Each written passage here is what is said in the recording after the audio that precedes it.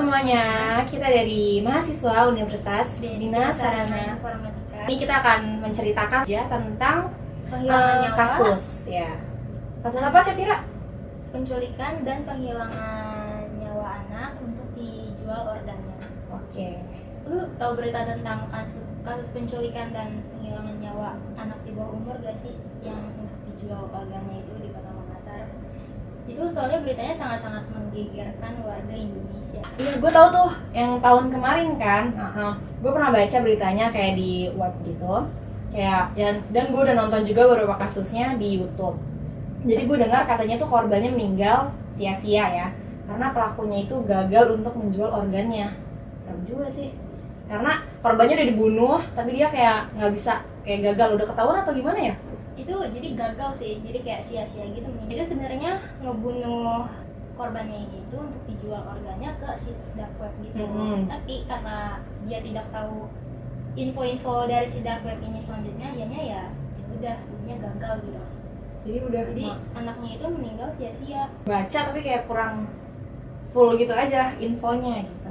Nah, dalam konteks ini ya, pelaku tuh kayak katanya mengamati tindakan orang lain yang melakukan perbuatan kriminal seperti penjualan organ yang diupload di situs dark web yang tadi lo bilang kan, dan melihat bahwa kayak mereka bisa mendapatkan keuntungan dari penjualan organ itu.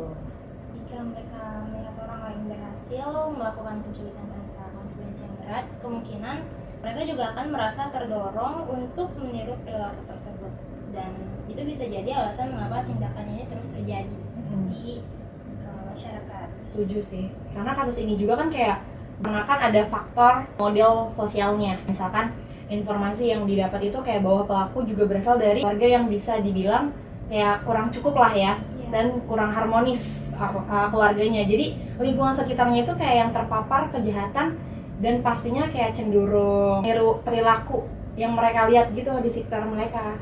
Menurut lo gimana nih caranya untuk bisa memutus siklus seperti ini? Kalau menurut gue pribadi, dengan mengingatkan kesadaran di masyarakatnya, karena jika orang-orang di sekitarnya tahu tentang bahaya penculikan, mereka akan bisa lebih waspada gitu. Ya, benar. Ya, gue setuju banget. Kalau misalkan kita memang harus waspada ya, kayak misalkan di tempat sepi itu kita pasti waspada banget kan, kayak takut penculikan gitu. Walaupun kita udah dewasa ya hitungannya, tapi gue sih kayak edukasi itu tentang perlindungan anak juga sangat penting. Apalagi kan yang masih kecil-kecil gitu kan, dia masih belum ngerti gitu cara penculikan atau jaga diri dia.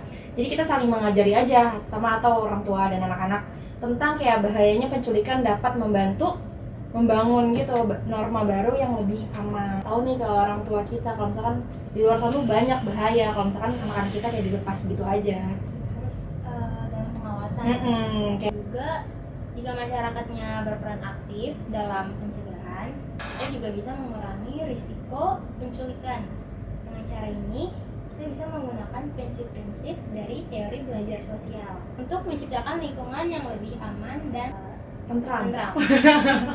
Dengan meningkatkan pergaulan yang positif untuk perilaku yang melindungi anak, kita juga bisa mengubah cara pandang masyarakat terhadap penculikan dan kejahatan lainnya. Semoga ya dengan edukasi dan kesadaran yang lebih tinggi, kita bisa mencegah kasus-kasus seperti ini di masa depan nanti. Ya, betul. Generasi masa depan. Karena kayaknya masih minim banget ya untuk kayak generasi Gen Z. Ini kan kita masih generasi Gen Z gitu kan, jadi kayak kita bakal menerapkan lah untuk nantinya anak-anak kita lebih bertanggung jawab gitu kan. Ya, benar. Jadi kayak aman dan tentram lah gitu untuk anak-anak kita dan kita-kitanya juga gitu kan.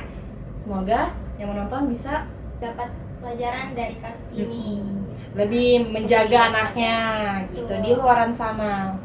Oke, thank you. Thank you. See you.